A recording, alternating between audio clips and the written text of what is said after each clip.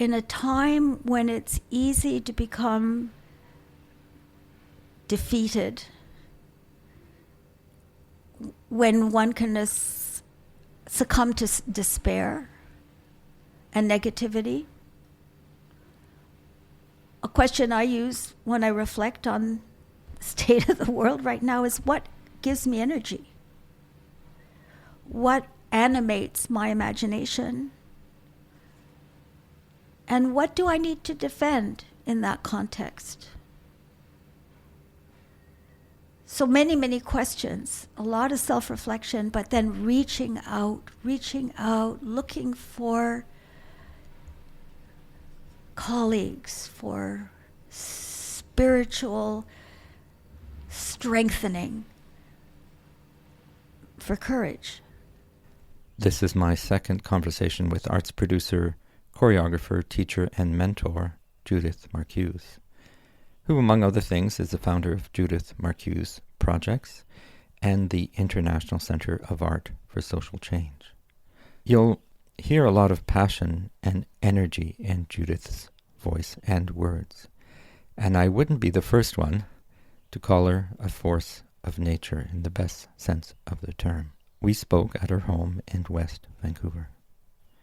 Episode 227, Spiritual Strengthening. Those of us who are around kids know that they draw, they paint, they sing, they dance about their world, about what matters to them, drawings of their house and their mom and their dad and their cat. So they relate directly to the outside world in their creative impulses. And we also know that everyone, or I believe everyone, is an artist, only they don't know it, to quote Martha Graham, except she said that about dance. Everyone's a dancer. And when I think about resources, what kind of resources do we have in the world? Well, we have our environmental resources, we have our political, our economic resources, but we also have resources of the imagination. And I think in our culture we devalue that, unless it's focused on some sort of transactional or economic gain in our capitalist society. My experience with community engaged art is that when you give permission to think about, to reflect, to share ideas about what matters to people in the room, no matter what form of art expression you're using as one of your tools in a dialogic process, collective process, people amaze themselves with how creative and imaginative they are. And I think what we've done to kids, because of our education system, is we've denied them the opportunity to explore the riches of their own imaginations, of the visions, of the creativity that they have innately in themselves. And I think that has an effect on how we view art and culture in our country. Another thing that art creation does is it requires us to reflect. Why am I putting that dot there? Why is my arm not 6 inches higher? Who's my audience? Why should they care? What matters? One of the first things we did in our master's program at SFU in Art for Social Change was we asked people to take a walk in their own neighborhood, whether it was their work neighborhood or where they lived, and identify things aspects of their environment that stood out for them, that made them think about not only themselves in relationship to their environment, but also larger questions about the world. And it proved to be a very productive, experiential first step into thinking about an artist's relationship to the rest of the world. And I believe that we have put art into boxes of professional art, amateur art. I mean, I don't need to, everyone who's listening to this knows this is a problem, and there's a hierarchy with the so-called professional arts being at the top of that hierarchy and institutions being at the top of that hierarchy. I think it's done a great detriment to our ability to imagine where we're going, what we can do about it, and most importantly, where we are right now. We're not incapable of changing the world. We are definitely capable of doing that, and we're facing so many crises right now that it becomes, in my estimation, imperative that we step back as artists and ask ourselves those questions. Take time to figure out what matters to us right now, what we can do about it, whether we want to work as an individual or as part of a collective, who are our allies, what kind of networks and coalitions, what kind of conversations with people who don't agree with you need to happen? Who can I connect with so that collectively we can at least understand each other, or begin to understand each other, and think about the world we want to see? And I think right now we're in such a pool of despond, I don't know if that's the phrase, that it becomes very difficult to drag ourselves out of that black hole, mixed metaphors, to realize that we have enormous power, and the power we have is of the imagination, of the ability to create visions, to reflect reality with other people, to other people, in ways that others who may not have that way of thinking about things might really appreciate, and that might be useful. I want to focus today on community-engaged arts, or arts for social change, because I've been talking about that with Robin Sokolowski and others, and I think it's an art form that will be particularly useful, so to speak, in the next decades of life on Earth because of regionality, bioregionality, cultural regionality.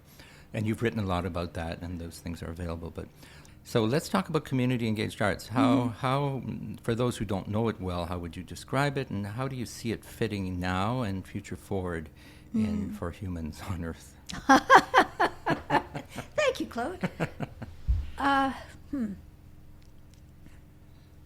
Well, let's try and define what we're talking about here. When we were doing a 6-year research project on art for social change, which is what we call it, we found about a dozen different names for a field, and each of them with their own nuances of practice and goals. In the definition that we have been using for the last 30 years or so, it's groups of people who may or may not self-identify as artists, usually not, making art together about what matters to them, that process facilitated by a specially trained artist. So it's a very defined area of practice. The flow of information comes from the community. The art comes from people who, I'm not an artist, but there are dozens and dozens and dozens of arts-based games and exercises and facilitative processes that can draw people out. Drawing people out to express themselves in various ways, whatever discipline, arts discipline they use, but then to look at what they've made and talk about why they made it that way. That creates dialogue. That creates aha moments. That creates understanding across difference. it creates energy for change. And it also often creates the possibility of action for change. I'll tell you about one project that we did with an election coming up here in Canada. It was called Creative Publics.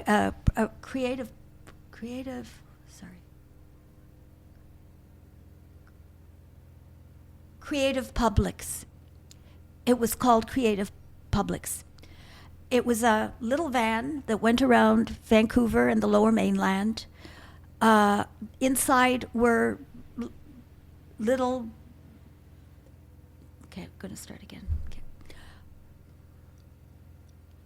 With the election coming up, I think there's one project that illustrates sort of the power of very simple process, art process. And it was about how people vote, why they vote, if they'll vote. So there was a pre and a post look. It was a research project. A van went around to various centers and offered coffee and tea, always on the street.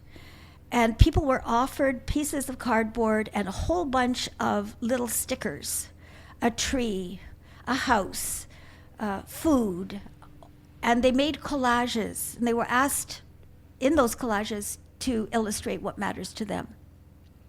What we found was the simple process of making these little art pieces and looking at other people's art pieces impelled them to think about voting when they weren't going to vote, because they realized they were actually attached to issues that affected them directly or did not. So that's just one little example of community engagement. There was conversation while people were making their collages, and so people were exchanging ideas during that process. In a time of individualism, Art for Social Change encourages people to be in the same room together, to talk to each other, but they don't have to reveal themselves. They can express themselves through an art medium. It's a relatively safe place. And they can talk about what they made, either with somebody else in the room or the whole group or by themselves, in ways that feel comfortable, but also and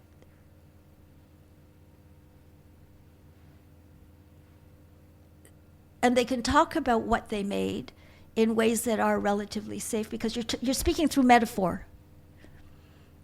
And the potency of those practices and those experiences through the practices is something that I rarely see in other contexts.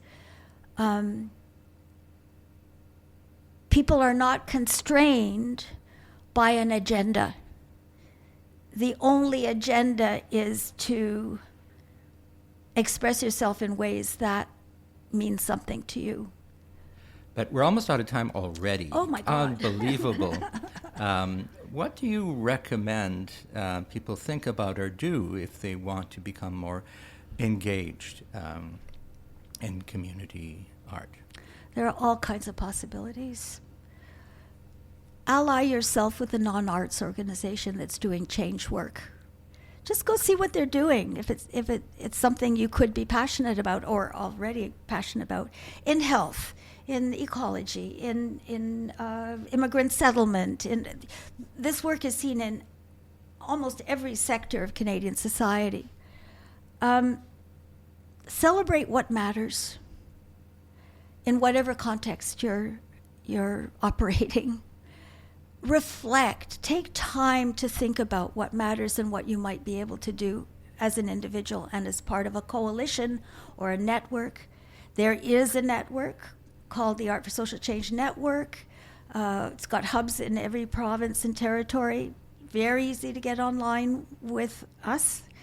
But there are also lots and lots of other coalitions and networks where people are making positive change, and often arts-based methods, arts-based visions are not part of their agendas. I think look outside your normal circles and see who's doing really interesting work. Don't be passive, because as an artist you have a very particular view of the world, and it's badly needed right now.